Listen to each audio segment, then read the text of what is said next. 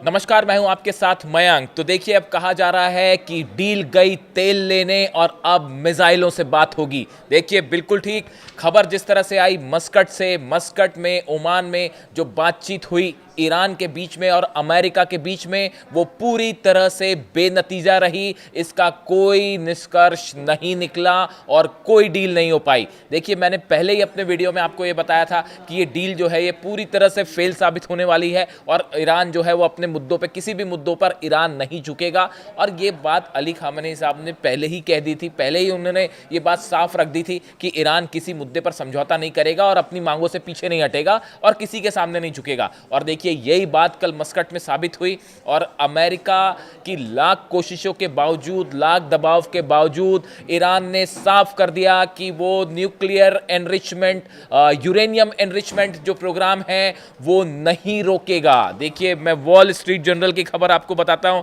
Iran refuses to end nuclear enrichment in talks with US, ये headline है Wall Street Journal की। और देखिए, जो खबरें आई उस खबरों के मुताबिक जो कुछ ये डिस्कशन हुआ ये बेहद ही रोचक था। इस बैठक में क्या क्या हुआ हम आपको समझाएं कि एक ब्रीफ बताता हूं मैं आपको कि इस बैठक में कल क्या हुआ। देखिए, एक तो बैठक जब ये हुई तो ये बैठक दो अलग अलग कमरों में चल रही थी। यानी ईरान का डेलीगेशन अलग कमरे में बैठा था, अमेरिका का डेलीगेशन अलग बैठा था।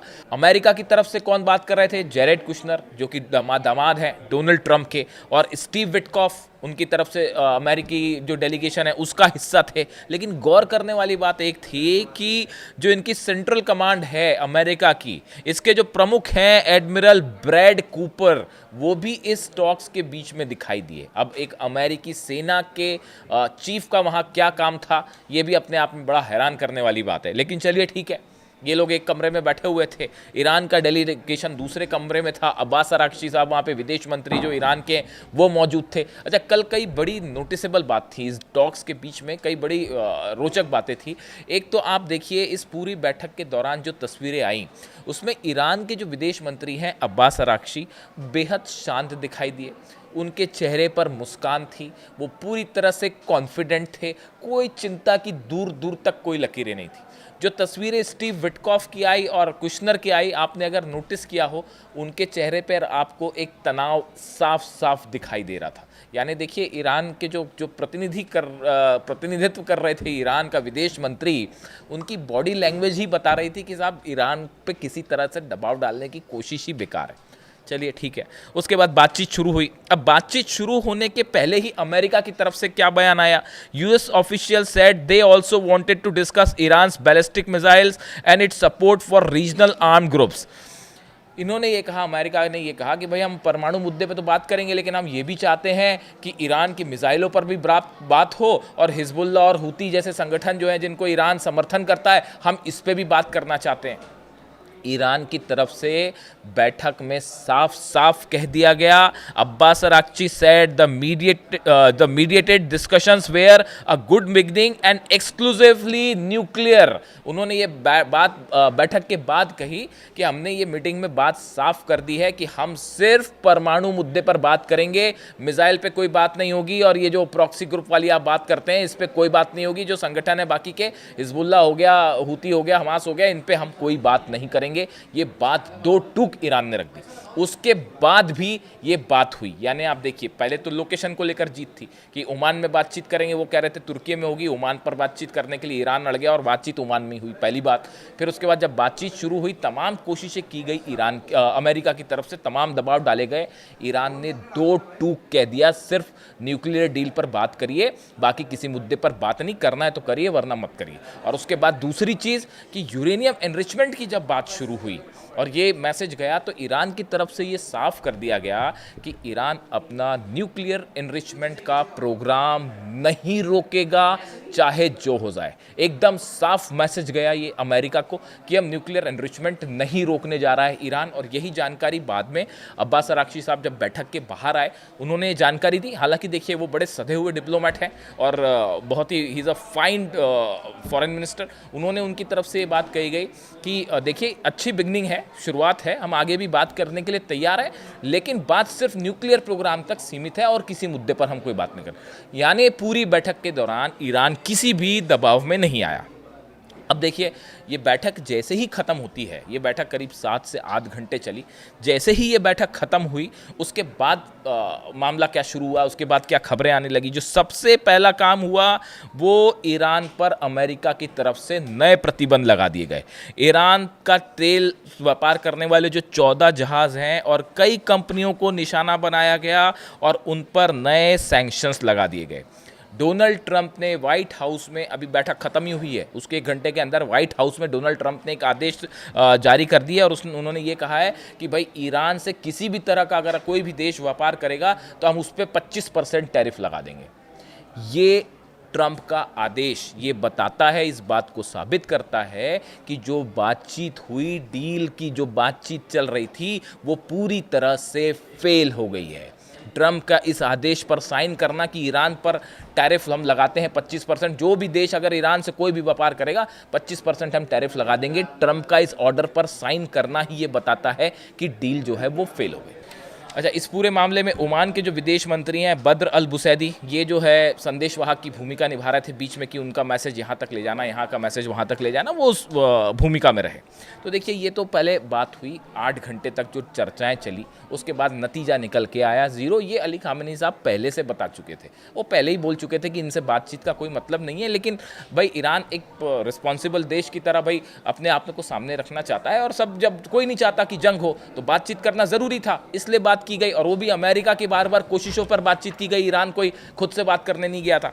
अब देखिए, अब सवाल ये है कि अब्बास अराक्ची बैठक में शामिल हुए, बैठक खत्म हुई, उसके बाद वो पहुंचे तेहरान, ईरान पहुंचे। ईरान में तुरंत एक बड़ी बैठक बुलाई गई सिक्योरिटी काउंसिल की, और वहाँ पे जितने बड़े अधिकारी थे ईरान के, वो सब बैठक में शामिल हुए, और इस बैठक में ये बात तय की गई। अब ये मान के चला जा रहा है कि देखिए, डील संभव नहीं है, किसी मुद्दे पर चीज़ संभव नहीं है। मिसाइल प्रोग्राम पर ईरान बात करेगा नहीं, जो सबसे ज़्यादा खौफ खा रहा है। आज देखिए, आज ईरान पर कोई हमला क्यों नहीं कर पा रहा है? सिर्फ उसकी मिसाइलों के कारण। अगर ईरान के पास मिसाइल्स नहीं होती तो कब का हमला हो चुका होता।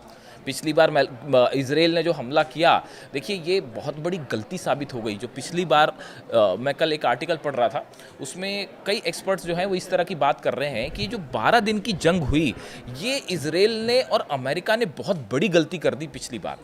देखिए हुआ क्या, 12 दिन आपने हमला किया, 12 दिन की जंग हुई, ईरान पर हमला किया, उसका नतीजा क्या हुआ? उसका नतीजा ये हुआ, एक तो इजराइल पर इतनी मिसाइल्स बरसी, भारी बेइज्जती हुई इजराइल की और अमेरिका की, भाई आप ईरान की मिसाइल्स नहीं रोक पाए, है ना। एक तो ये तो हुआ ही हुआ, लेकिन इसके साथ ईरान कैसे मजबूत हुआ? ईरान ने अपना डिफेंस सिस्टम तेजी से मजबूत कर लिया। रूस से S-400 आ चुका है, चाइना की भी जानकारी है कि डिफेंस सिस्टम आ चुका है, और ईरान के डिफेंस सिस्टम पर मैं एक बहुत बड़ा खुलासा करूंगा अपने अगले वीडियो में, जो शायद आपने खबर पहले कहीं नहीं सुनी होगी। खैर, अब आगे बढ़ते हैं। अब देखिए हुआ ये कि ईरान का S-400 सिस्टम जो है, मतलब डिफेंस सिस्टम, वो मजबूत हो गया। ईरान ने अपना मिसाइल प्रोडक्शन जो है, बताया जाता है कि 10 गुना ज़्यादा कर दिया है। जो पहले ईरान मिसाइल्स बना रहा था, 10 गुना ज़्यादा मिसाइल्स बनाई जा रही हैं, एडवांस मिसाइल्स बनाई जा रही हैं। जैसा कि वहाँ के आर्मी चीफ जो है, कमांडर इन चीफ जो है, उन्होंने ये बात कही कि अब जो नई मिसाइल्स आ रही हैं वो पहले के मुकाबले कहीं ज़्यादा उसकी रेंज है। ICBM ईरान ने टेस्ट कर डाली, नए फाइटर जेट्स खरीद डाले हैं जो सब तरफ तैनात हैं। इसके अलावा नए रडार सिस्टम्स आ गए हैं, यानी डिफेंस मजबूत हो गया है। नई एंटी शिप मिसाइल्स जो है वो चाइना ने दे दी है। सबमरीन से मिसाइल फायर करने वाली क्षमता हासिल कर ली। आप सोच रहे हैं कितनी बड़ी गलती हो गई है इजराइल की? आपने हमला किया ईरान पर, और नतीजा ये हुआ कि आज मिडिल ईस्ट का सबसे बड़ा पावर बन के उभर गया है ईरान, और अब इजराइल की तो चर्चा ही नहीं हो रही। आप बताइए खबरों में इजराइल कहाँ है? खबरों क्या क्या है? ईरान वर्सेस अमेरिका, दुनिया की सबसे बड़ी ताकत को 1-to-1 चैलेंज कर रहा है ईरान। इजराइल तो भाई कहीं पीछे छूट गया। इस तरह का एक मैसेज गया है पूरी दुनिया में कि भाई ईरान जो है अब वो अमेरिका से सीधा टक्कर दे रहा है। खबरें देखिए, अमेरिका वर्सेस, और उसमें भी डिफेंसिव एंड पे आ गया है अमेरिका। ना डील हो पा रही, ना हमला कर पा रहे आप, इतना हथियार बुलाने के बाद डील भी जो है नहीं हो पा रही। ईरान को आप डील पे भी तैयार नहीं कर पा रहे। यानी देखिए कितने बड़े बड़े सेटबैक हैं ये अमेरिका के लिए मिडिल ईस्ट में। और अब जो हालात बने हैं उसके बाद फिर डेडलॉक बन गया एक कि डील जो है वो, पहले जब 5 दौर की बात ही खत्म, पिछली बार जब 5 दौर की बात हुई और 6ठे दौर के बीच में हमला हो गया, अब 6 दौर में पिछली बार इतनी डिटेल डिस्कशंस हुए अलग अलग जगह पर जिसमें सब शामिल थे, तब भी कोई नतीजा नहीं निकल पाया। तो ढक ढक के 3 पात फिर आके वहीं खड़े हो गए, क्या फ़ायदा होगा? ये अली खामेनी साहब पहले से जानते थे, पूरा ईरान पहले से जानता था। मैं एक वीडियो देख रहा था, उसमें ईरान की जनता की राय पूछी जा रही थी। ईरान का बच्चा बच्चा इस बात को कह रहा अमेरिका के साथ कोई डील वील नहीं होने वाली और कोई मतलब नहीं डील करने का, लेकिन अंतर्राष्ट्रीय संबंधों के एक तकाजा होता है, एक रेपुटेड कंट्री होने के नाते, एक रिस्पॉन्सिबल कंट्री होने के नाते ईरान बिल्कुल नहीं चाहेगा जंग हो। कौन चाहता है जंग हो? कोई नहीं चाहता जंग हो, ईरान भी नहीं चाहता जंग हो। तो जब बातचीत होगी तो उसने अपना पक्ष रखा, और अब तो चाइना और रशिया, देखिए बड़े सारे कंट्रीज ये मानने लगे कि ईरान का भाई अधिकार है उसका यूरेनियम एनरिचमेंट करना। पहले तो बल्कि ईरान थोड़ा अलग थलग सिचुएशन में था, आज तो ऐसा है कि कई सारे देश खड़े हुए हैं, और भारत ने तो जो है वो ईरान के मामले पर जो है यूनाइटेड नेशंस में सीधा सीधा वोट फेवर कर दिया ईरान के पक्ष में। अब इससे बड़ा समर्थन और क्या हो सकता है? चाइना ने फेवर कर दिया ईरान के पक्ष में। कई सारे देश थे उस वोटिंग से हटे, उस वोटिंग से पीछे हट गए, वोट करने से डरते रहे। भारत ने जो है वो तो साहब फेवर में वोट कर दिया ईरान के, कि ईरान के मैटर में आप हस्तक्षेप मत करिए, साफ साफ मैसेज दिया। तो देखिए ऐसे में क्या है कि ये जो डील वाली बात थी, ये डील वाली बात पहले से सब जान रहे थे कि इसका कोई नतीजा नहीं निकलेगा। अब इसके बाद जो बैठक हुई ईरान में, उसमें जंग की एक पूरी रूपरेखा तैयार कर ली गई है कि अगले 2 से 3 दिनों के अंदर कैसे रिस्पॉन्ड करना है। अगर अमेरिका की तरफ से कोई हमले की कोशिश होती, इजराइल की तरफ से हमले की कोशिश की जाती है, तो मिसाइलों से कैसे करारा जवाब देना है। इसकी बड़ी रणनीति अली खामेनी साहब के स्तर पर तैयार की गई, प्लान तैयार किया गया, उन्हें ब्रीफ कर दिया गया है, और उनकी तरफ से मामला ओके भी हो चुका है कि उसे मंजूरी दे दी गई है कि अगर जरा भी हमला होता है तो ऐसा जवाब दीजिए जो इतिहास ने कभी नहीं देखा होगा। इसीलिए कहा जा रहा है कि डील गई तेल लेने, अब मिसाइल से बात होगी। जो भी अपडेट आएगा इस पूरे मुद्दे पे मैं आपको ब्रीफ करूंगा। Thank you so much.